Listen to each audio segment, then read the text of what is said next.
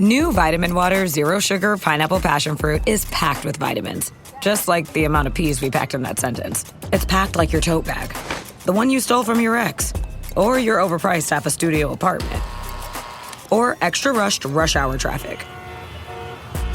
Packed like your calendar. Triple booked at 5, of course. Grab a Vitamin Water. Did we mention it's packed with vitamins?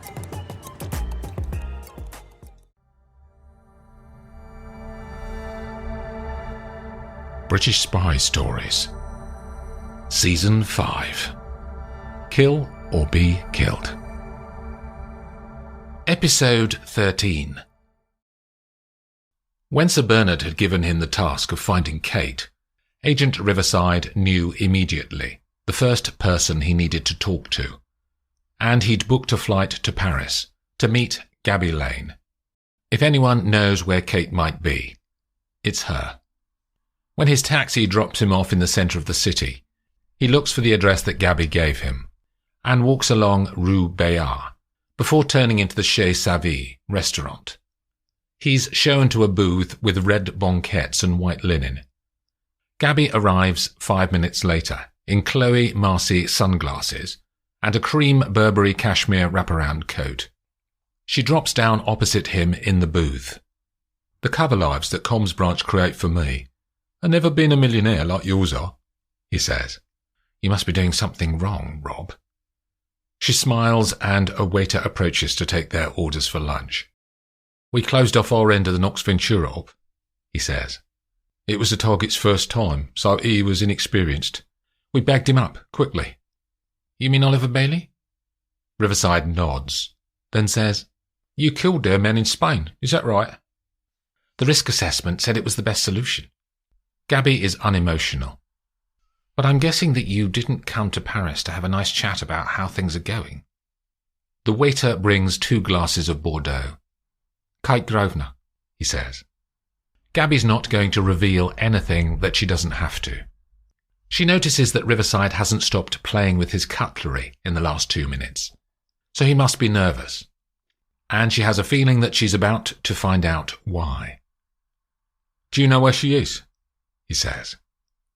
"I'm not her keeper. Have you asked London? That's their job. To keep tabs on us all. You know full well that she disentangled herself from all comms after her personal data was leaked." He watches her like a bird of prey seeking food. "Sir Bernard asked me to find her. They're worried." "She can fend for herself," says Gabby. "Kate is the most competent field operative I know. And that includes you and me." "I remember that Agent Haynes was evasive like this, when I was trying to find you a couple of years ago. Is this how you train your team?" Gabby ignores the question. Maybe she doesn't want to be found, Rob. She could be in danger. From whom? Her face takes on a disbelieving look. Her data was bought on the dark web, including the addresses of her flat in Zurich, addresses of her family members, and aliases. Someone could make her life very difficult. Do we know who bought it? GCHQ have been trying to access the server where the data was transferred to, but no luck. It has military-grade encryption and a dynamic VPN. Someone serious, then, says Gabby. Very. I know where she was, Rob, but I don't know if she's still there. Where? A safe house in Switzerland, near the Italian border, Kappa 16. Would she have moved on? Was she threatened? He checks her face for lies. She didn't say. Kate's been on all the survival courses there are. She trained with the special boat service for 3 months. One of the first women ever to do that. They wanted her to stay. But she likes being an assassin. I have to try and look for her. Sir Bernard asked me personally. Go to Switzerland, then. But she'll only let you find her if she wants to be found. She raises her glass to her lips and takes a mouthful of wine. In the last few days, since she discovered that her father's death was not the result of an accident on a wet corner of the A1303 main road near Cambridge Airport, but it was the result of torture in a chateau in France, Agent Loxby has only had one thing on her mind: trying to understand how and why her father died. After leaving Riverside in Battersea without an explanation, she'd returned to her parents' house in Cambridge that same day.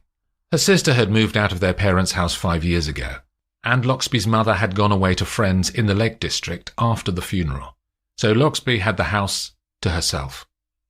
She'd sat in her father's leather swivel chair in his study as the sun rose the next morning and logged into the MI5 operations system called Minerva. On her profile she can see all of the Operation Oak Hill records, up to including the document classification of secret. Loxby had worked all day to compile a dossier on the members of Nox Ventura, then printed it out on her father's old printer, reading each page as it dropped onto the polished wood beside the machine. It was as she had sat in the evening light, reading her words, that she realized that she had to go and try to find the members of Nox Ventura. Maybe then she'd understand why they killed him. She'd requested special leave after her father's funeral and had impressed herself by creating a false travel trail in case anyone came looking. Officially, after catching the train from Cambridge to London, she had boarded the Eurostar. But that's where her real and fictional lives split. Emma Dudley continued to Paris to catch the train to La Rochelle to visit friends, as can be proven by the tickets that she bought. But as Lara Toussaint, she had travelled on to Brussels, and those tickets were bought with cash, and there's no trace of that journey. One of the reasons that Loxby got her job with MI5 was her languages. She studied French and Spanish at the University of York in northern England, before being interviewed by a stern woman in a dark suit, who'd driven up to York on a snowy day in December to assess whether this young woman could spy for her country. Consequently, when the man behind the reception desk at the Hotel Fleury-Arlequin in central Brussels asks her in French whether she's staying for long in the city, she both understands his words and chats quite happily to him in a believably native French accent. She finds a cafe in the back streets near the hotel and orders tartine, croquette and white wine. Loxby pulls out the dossier from her large canvas shoulder bag that sits on the seat next to her. She thumbs through the data and the photographs. On the final page, there are 5 images that show Rose, Salvatore, Louis, Oliver and Raphael. The photo of Raphael is obliterated with a large cross in red marker pen that she'd added after she'd heard of his death. In her mind, Loxby had decided back in Cambridge that her plan will be to visit each of the partners in turn. She had chosen Louis as her first target, as he sounded the easiest to find out about. She knows that he lives in Brussels, and that's why she's here in this city. But she doesn't have his street address. Once she finds that, she'll pay him a visit. Gabby takes the stairs down to the underground parking beneath her apartment and noses her Aston Martin out into the early evening Parisian traffic. When the message came through from Salvatore Albano confirming their booking for dinner tonight, her mind had immediately started to think about what she needs to do during the meal that will help her operation. This man is more considered and more intelligent than Raphael had been. Salvatore seems less inclined to go all in on a project unless he has calculated the risks. Gabby wonders about his motivation to move into crime, given that he has been so successful in private banking. Greed, of course, could be one reason. But she's not certain that that is what powers him.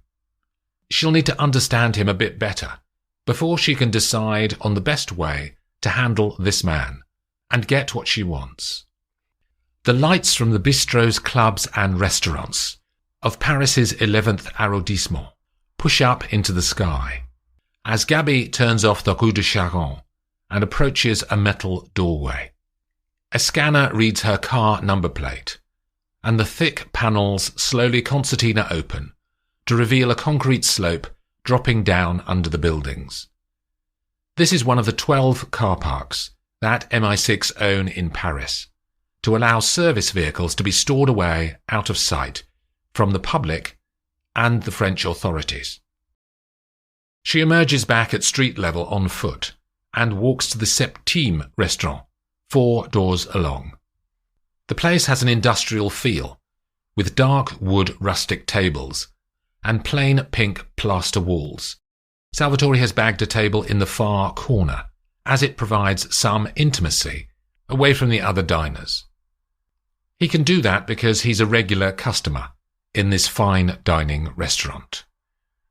They talk about their lives, his real one and her fictional one. He's good company. She can see how he's been successful in business because he has intelligence and charm. She decides to directly attack. What makes a rich man want more money, Salvatore? The challenge. So for you, Nox Ventura is just a game? Easy picking, as far as I can see. Governments decide what information is secret, thereby instantly making that information more valuable, and instantly creating a market for its sale. This label of secret is like one of the flashing signs outside a club here in this part of Paris. Without the neon sign, you wouldn't know where the club was. And without the secret label, you wouldn't know that something needs to be stolen. She wants to disagree, but finds his logic uncomfortably correct. As the meal ends, he insists on paying, and they walk out to the street. He came by taxi to get here tonight, so she offers to give him a lift in her car. Salvatore waits on the pavement, and she disappears into the parking. She reappears in the Aston 2 minutes later, and he drops down into the passenger seat. Gabby opens up the engine as they travel on Rue Ledru-Rollin towards the Seine. Then she goes over the water on Pont d'Austerlitz. She turns right to drive the length of the connected sequence of roads that run alongside the river as far as the Eiffel Tower.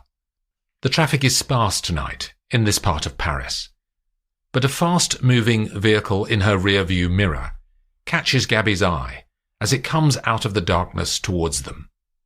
Her first thought is that it's just someone enjoying their sports car, but the closer it gets, the more she prepares to take evasive action, because that's what she's trained to do.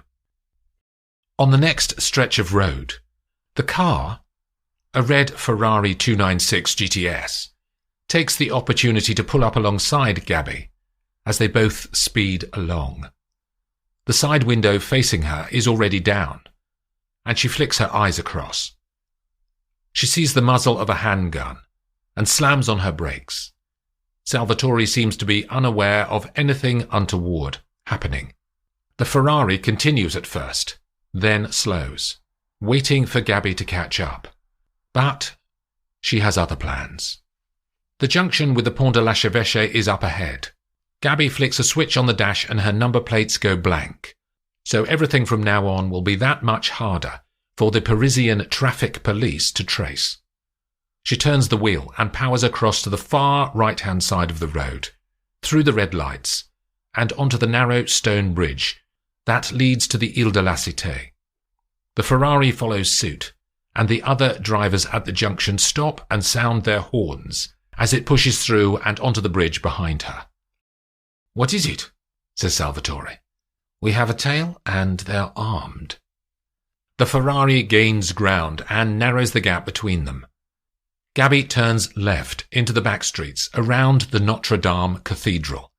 On a short stretch of road, the Ferrari comes right up to the back bumper of her Aston Martin. Gabby discovers that this road is a dead end, and only the cold waters of the Seine lie beyond the end wall. She spins the wheel, and the Aston skids around to face the other way. 3 shots ring out across the roadway from the Ferrari, but they miss their target. Gabby hits the pedal and her wheels spin on the surface, then grip as she speeds back up the road. She turns again, trying to find a route that will lead them off the island. One bridge is out of use due to roadworks, and she tries another, but there's a large lorry blocking it. She slams her foot again on the pedal, hard, to find other exits. As they come around again, there's no option but to take the pedestrian pont au double, next to the cathedral. The Aston Martin mounts the paving, and Gabby crosses in front of the enormous frontage of the Notre Dame, at speed, with the Ferrari only feet from her back bumper. She heads for the Riverside wall, then, at the last possible moment, she turns sharply left and skids onto the bridge. The Ferrari doesn't make the turn. It hits a bench by the water and starts to flip up on two wheels. The driver loses control and the sports car hits the wall next to the river. With the front wheel that's already in the air, the momentum is enough to push the sports car up and over the barrier. Gabby has nearly reached the left bank on the bridge when she looks in her mirror and sees the Ferrari continue its arc of descent and disappear into the water of the River Seine behind her. She doesn't stop and pushes along the roads for 5 minutes until she is certain of no other tales. Gabby turns into a side street and pulls up to the curb. "I'll have to ask you to get out here," she says to Salvatore. "I need to get the Aston off the road, or the police will trace it. You can get a taxi over there." She points to a row of white Peugeot 508s on the far side of the road, with their green lights showing that they're available for passengers. "What was all that about?" he says. "Someone wanted to hurt us." "Do you know who?" "I don't." She explores his face, wondering why he is so surprised at what has just happened. "You've started to get involved with crime, Salvatore. This sort of thing happens. Other criminals find out what you're doing and try to stop you. Did you think that stealing state secrets would be easy?" He pulls his eyebrows together. "I hadn't thought." "Well, it's time you did," she says, being careful to maintain her Imogen Harwood cover, rather than talk to him as herself. "I've been involved with cleaning up after criminals for a decade. You're only just starting out. Yes, you're rich and successful in finance. But crime is a whole other world. It can't be that difficult," he says. "Believe me, it is. You're a risk to any operation if you have poor knowledge. Look, I can help you. I can give you some insights." Having set her trap to capture Salvatore and turn him into a source for British intelligence, she waits and watches him. This is the point of no return. But he doesn't know that. "Yeah, I'd appreciate it," he says. She kisses him on the lips before he steps out onto the pavement. Then Gabby accelerates away, up the street,